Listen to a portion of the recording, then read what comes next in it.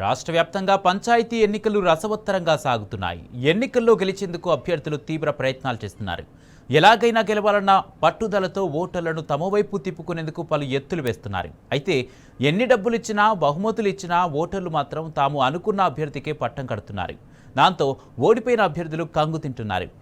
మొదటి విడత పంచాయతీ ఎన్నికల్లో సిద్దిపేట జిల్లా వర్కల్ మండలం వేలూరు గ్రామంలో వార్డు మెంబర్గా పోటీ చేసిన ఓ అభ్యర్థి ఓటర్లకు 2 లక్షల రూపాయలు పంపిణీ చేశాడు. కానీ అతనికి కేవలం 6 ఓట్లు మాత్రమే వచ్చాయి. దాంతో ఆ అభ్యర్థి తాను ఇచ్చిన డబ్బులు వెనక్కి ఇవ్వాలని ఓటర్ల దగ్గరికి వెళ్లి మరీ వసూలు చేసుకున్నాడు. ప్రస్తుతం ఈ అంశం జిల్లా వ్యాప్తంగా చర్చనీయాంశంగా మారింది. మల్లెలాడగొట్టి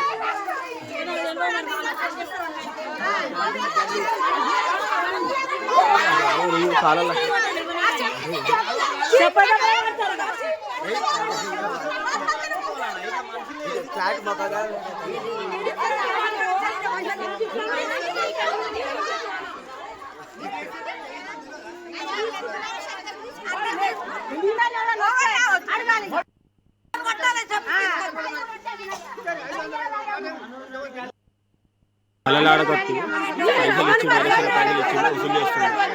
తమ్మకాన్ని నడిచింది. నీకు ఓలో ఇచ్చి అలా ఇచ్చేసి అందరు ఇచ్చేసి వాళ్ళ ఇంటికి పోయినా సార్ నీకు ఇంటికి వచ్చి ఇచ్చిరా, నువ్వు వాళ్ళ ఇంటికి పోయి ఇచ్చిరా. మళ్ళీ ఓట్లు అన్నప్పుడు వచ్చినప్పుడు చెప్తాను.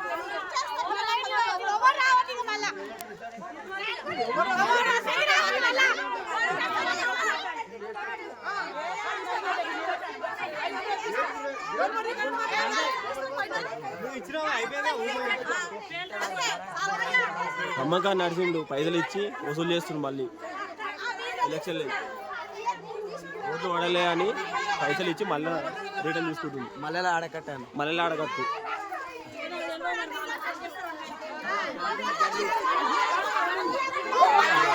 కాలంలో